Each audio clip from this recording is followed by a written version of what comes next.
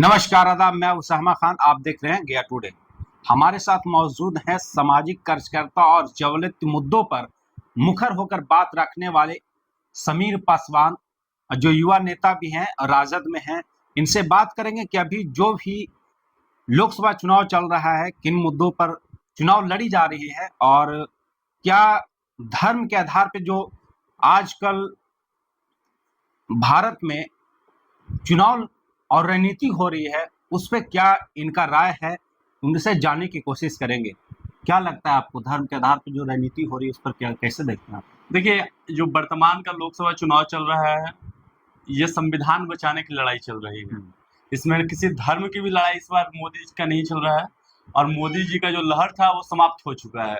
इस देश का जो ये बात आप कैसे बोल सकते हैं लहर समाप्त होगी? आप खुद देश का माहौल देख लीजिए। हम क्या कहेंगे, देश का माहौल बता रहा है। और जो हमारे तथाकथित गोदी मीडिया जो नेशनल चैनल्स है, उनके भी रंग रूप अब बदलने लगे हैं कि उनको अंदाजा हो चुका है कि अब कहीं ना कहीं सरकार परिवर्तन होने के कागार पे है। अच्छा, तो इस चीज के हमारे जो देश का बहुसंख्यक समाज है, 85% जिसको हम लोग बोलते हैं, वो लोग जागरूक होकर संविधान बचाने की लड़ाई लड़ने के लिए तैयार है, क्योंकि उनको पता है कि हमें धर्म से रोजगार नहीं, हमें संविधान से सब कुछ मिलता है। जिस संविधान के जो भी विपक्ष लोग हैं वो बात करें कि संविधान चेंज करने की, तो लगातार अब गया में भी आए थे हमारे जो प्रधानमंत्री, वो भी बोले कि नहीं, अम्बेडकर भी आ जाएंगे, उसके बावजूद भी संविधान नहीं बदला देखिए, ये दोगले लोग हैं। सुन लीजिए, मैं बता देता हूँ क्लियर एक बात में, ये संविधान में छेड़छाड़ क्लियर रूप से नहीं करेंगे, ये निजीकरण करेंगे, ये चीजों को प्राइवेटाइजेशन करेंगे, क्योंकि भाई वहां आरक्षण मिल रहा है एसटी एससी ओबीसी समाज को। तो जब निजीकरण होगा तो वहां पे आरक्षण मतलब अप्रूप है कि खत्म हो जाएगा। आरक्षण का डर लगा। बिल्कुल, डर तो खैर देखिए, संविधान हमारे महापुरुष का देन है और आरक्षण इनके बाप का देन है नहीं। आरक्षण हमारे बाप दादा ने दिया है और आरक्षण खत्म करने में या संविधान खत्म करने में, पिछले बार भी एक मीडिया हुआ था कि अगर है किसी के बाप, एक बाप की पैदाइश अगर कोई है तो संविधान डायरेक्ट खत्म करके दिखा दे।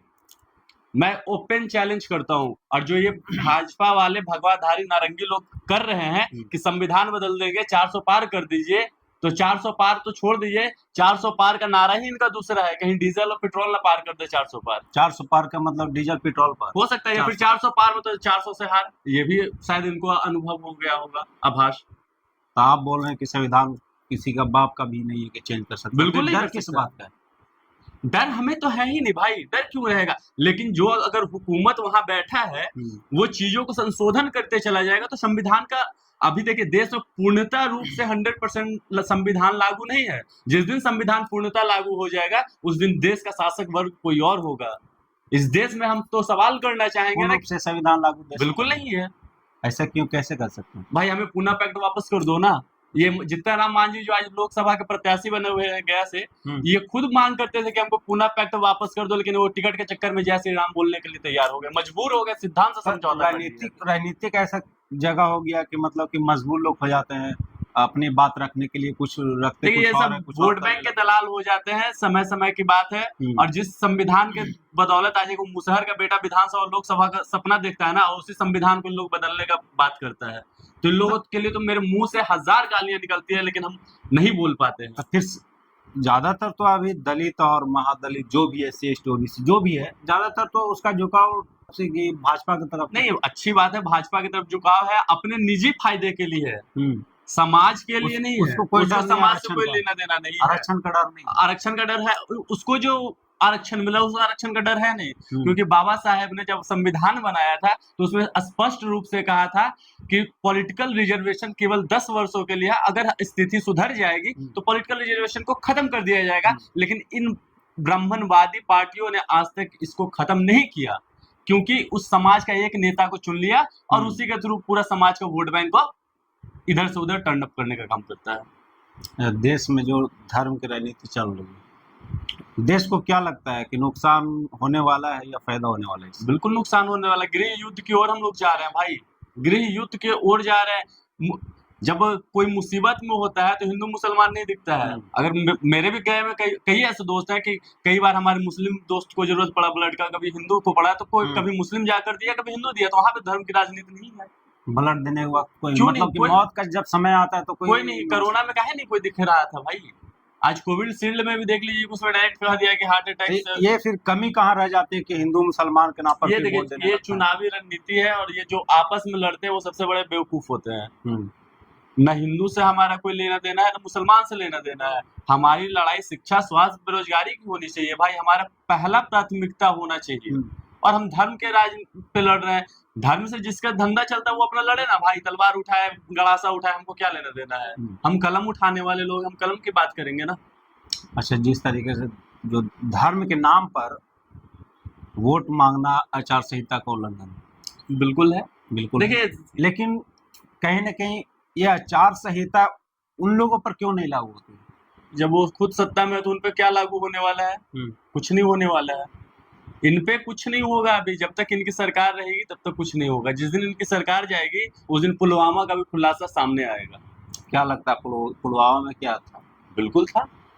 आज तक कोई अपर लेवल का एक जांच कमेटी तक नहीं बैठा। देश के 44 जवान शहीद हो गए, आज तक नहीं पता चला कि किसने करवाया। अच्छा, इतने रिस्ट्रिक्शन एरिया में कि जहाँ पे एक छोटा सा चॉकलेट बम कोई नहीं लेके जा सकता, वहाँ 1000 किलो RDX आना कोई मामूली बात नहीं है। तो ये सब चुनावी रणनीति था, चुनावी स्टंट था, हो गया। तो हमेशा हमारे देश के सैनिक बलि का बकरा बनते हैं। अच्छा, बिहार की राजनीति किस ओर जा रही देखिए, है? बिहार की राजनीति में स्पष्ट में बता देना चाहूंगा कि बिहार की राजनीति नहीं, पूरे देश की राजनीति आने वाले समय में कांग्रेस की सरकार होगी, इंडिया महागठबंधन की सरकार होगी 2024 में। स्पष्ट रूप से हम बता दे रहे हैं। क्या लगता है बिहार में कितने सीट जीत रही है? बिल्कुल 40 से 40 जीतेंगे। पिछले बार ही बोला गया 40 के 40 एक सीट जीत देखिए, पाए। अरे भाई, अब ईवीएम है, हर तरह से है, और कहीं ना कहीं हमारे कुछ कैंडिडेट। ईवीएम पर सवाल क्यों बार-बार उठता है? क्यों नहीं उठेगा भाई? अभी एक वीडियो है, मैं आपको दे दूंगा, आप चलवा के दिखा दीजिएगा, 1.5 मिनट समथिंग का है। ईवीएम का कैसे हेरा फेरी हो रहा है, पूरा वीडियो है मेरे पास। तो ईवीएम पे सवाल तो बनता है ना। अच्छा, जहाँ मतलब कि कांग्रेस का या अदर पार्टी का मतलब कि सत्ता आ जाती है तो वहाँ ईवीएम काम नहीं करती। विधानसभा चुनाव, लोकसभा चुनाव, सबका एक अलग मेथड होता है। जहाँ कार्यकर्ता मजबूत होता है वहाँ ईवीएम का गड़बड़ी नहीं होता है, जहाँ कार्यकर्ता थोड़ा ढीला पड़ता है वहाँ ईवीएम का गड़बड़ी होना। मतलब थोड़ा सा चुप हो गया, बिल्कुल चला जाता है। अब गया जिला में पिछले बार जो पहला चरण का चुनाव हुआ 19 अप्रैल को, गया कॉलेज में पड़ा हुआ है। अब वहां से 1-1.5 महीने का कौन लेगा ठीका? अब वहां से गड़बड़ी होगा तो कौन जान रहा है कि ईवीएम कहाँ है, नहीं है। वो तो प्रशासन की सुरक्षा में है, वो सब सुरक्षा में, हम भी संविधान की सुरक्षा में, लेकिन हमारे संविधान को धज्जियां उड़ाया जा रहा है ना भाई। लोग कहता है कि बिहार में दारू नहीं मिलता, तो दारू मिल रहा है ना भाई। तो कितना भरोसा किस पे है वो सबको पता है।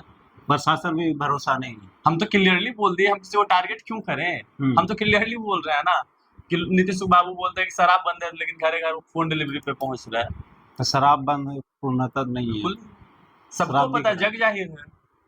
इनका तमाम एजेंडा जितने भी है केवल देश में धार्मिक उन्माद फैलाने का। मैं देशवासियों से एक सवाल करना चाहूंगा कि माननीय प्रधानमंत्री के आज तक कोई एक ऐसा काम बता दीजिए जो प्रधानमंत्री जनता हित में किए हो। आदिवासी राष्ट्रपति को बेइज्जती करने के काम किए हैं उन्होंने, और भी जितने काम किए हैं। तो मुसलमानों के प्रति भड़काने का, चाहे राम मंदिर हो, 370 हो, 3 तलाक हो। 3 तलाक आपसे कोई जबरदस्ती मांग रहा था क्या? आप क्यों ला कर दिए? या फिर जितने भी आज तक जो काम किए केवल हिंदू और मुसलमान के बीच आपसी नफरत पैदा करने का काम किया है।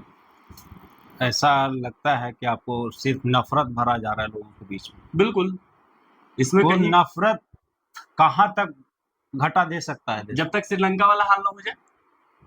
ऐसा कैसे बोल सकते कि श्रीलंका का हाल भारत का भी हो जाएगा? काहे नहीं होगा?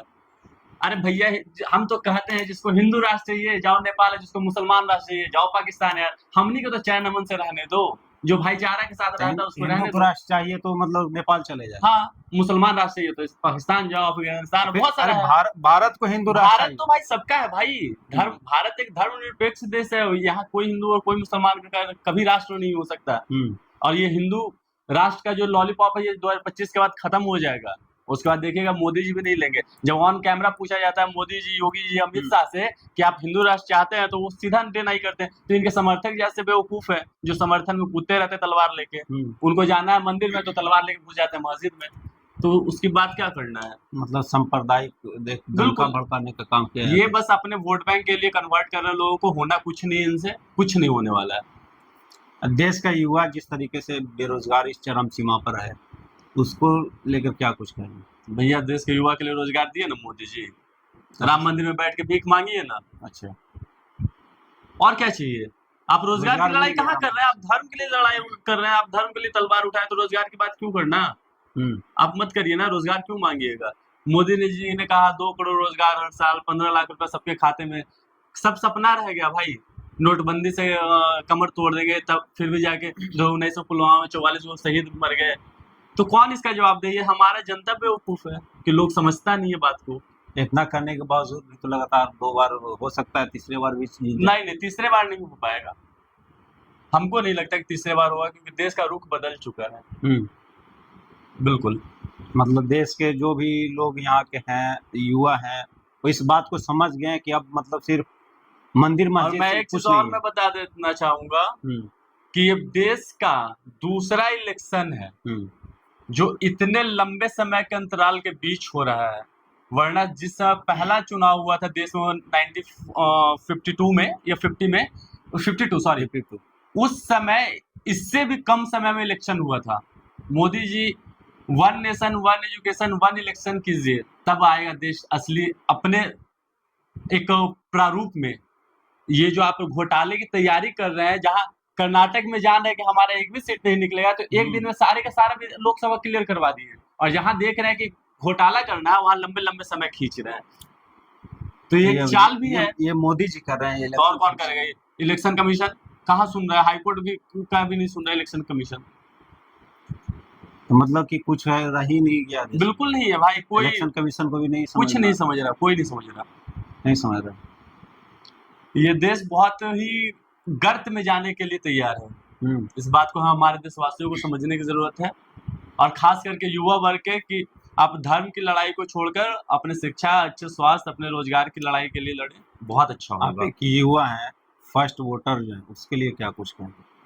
बिल्कुल, अपने हम तो देखिए, हम हमेशा युवाओं को बस यही प्रेरित करते हैं कि अगर आपको वोट करना है, वोट करने का अधिकार आपको 1949 के बाद मिला, जब संविधान लागू हुआ, तो जब इतना बहुमूल्य चीज मिला है कि पहले था कि राजा का बेटा राजा बनेगा, लेकिन जब से संविधान लागू हुआ तो राजा नहीं, रंक का बेटा भी, देखिए देश का प्रधानमंत्री चाहे बेचवा भी प्रधानमंत्री बना, तो ये संविधान की देन है।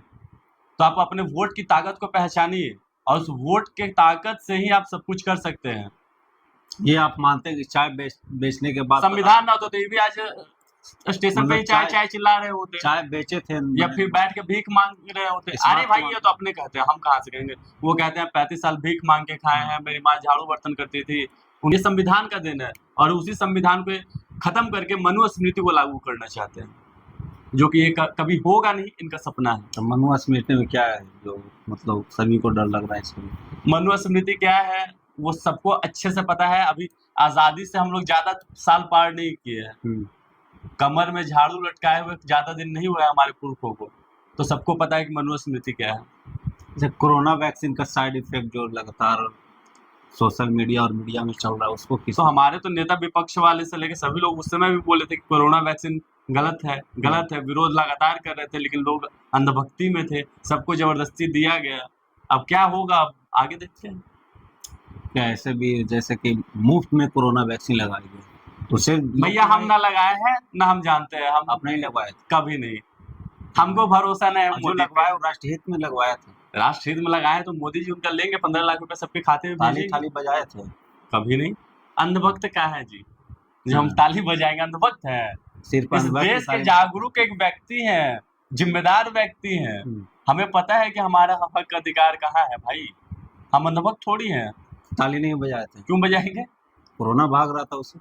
नहीं, गलत बात है, ये सब अफवाह है। अच्छा। केवल लोगों का एंटरटेनमेंट था, बस खत्म हो गया, कुछ भी नहीं रखा इसमें, इससे कोई फायदा नहीं हुआ। अगर ताली बजाने से कोरोना भागता था, काहे फिर वैक्सीन बनवाए थे, काहे 3-3 डोज दिलवा रहे हैं। अरे तो जो अमित शाह केरला में जाके बोलते हैं कि गाय खाना अच्छी बात है, गाय काट सकते हैं, एक उनका चुनावी भाषण में आप सुने होंगे शायद। तो जहाँ पे उनको जिस चीज का फायदा है वहाँ पे एक्सेप्ट करते हैं, जहाँ पे नहीं है वहाँ पे ये विरोध करते हैं, सीधी सी बात है। अच्छा, आप राजद के युवा नेता है, ठीक है, तो मुस्लिमों का जो कहीं न कहीं पकड़ है राजद में, धीरे धीरे घटता जा रहा है। देखिए घटता बढ़ता कुछ नहीं जा रहा है, सब लोग साथ हैं, सब लोगों की एक दल से उठकर हमें संविधान बचाने की लड़ाई लड़नी है। तो सिर्फ ऐसा क्यों डर दिखाया जाता है कि सिर्फ मुसलमानों की संविधान बचाने? मुसलमान नहीं और भाई, इस और देश तो में कुछ। और भी आबादी है और वो सभी लोग लड़ रहे हैं सड़क पे। हम्म। SC ST OBC बताया गया है इस देश SC में। ST तो खुलेआम मतलब उन्हीं को वोट कर रहे हैं, तो क्या संविधान बचाने की बात? बिल्कुल नहीं, ये कहना गलत है। जो जागरूक व्यक्ति है वो कभी भाजपा को वोट नहीं कर सकता। इस तो बात को आप जागरूक कब जानते हैं। बनेगा लोग? बन रहा है धीरे-धीरे। आज हम धीरे धीरे तैयार बन हुए रहा है। हैं, कोई और तैयार हो रहा है, कहीं तो और तैयार फिर हो रहा है। फिर मतलब एक और चांस दे दिया जाए, नहीं, बिल्कुल नहीं, जागरूक होने के बाद में बिल्कुल जागरूकता नहीं। लिए जाएगा लोग को। ऐसे कैसे? अभी इतना मजबूत लोग हैं कि हम्म। लोग सत्ता अपनी बदल सकता है। शायद आप 2 अप्रैल 2018 भूल चुके हैं। हम्म। याद कर लीजिए जब SC ST पे हमला हुआ था एक छोटा-सा, तो हम्म। देश में कितनी बड़ी क्रांति आई थी। तो वो क्रांति फिर कब आएगी? बिल्कुल आएगा। जब मार पड़ता है तभी तो क्रांति आता है। अभी मार नहीं पड़ा अभी है। मार नहीं पड़ रहा है तो क्रांति नहीं आ रहा है। जिस दिन मार तो पड़ेगा उस दिन फिर सब उठ पड़ेगा। तो ये मार कब पड़ेगी? अब जब मोदी जी मारे, हम तो चाह रहे हैं कि जितना जल्दी मारे, है ना? तभी तो क्रांति पैदा होगा।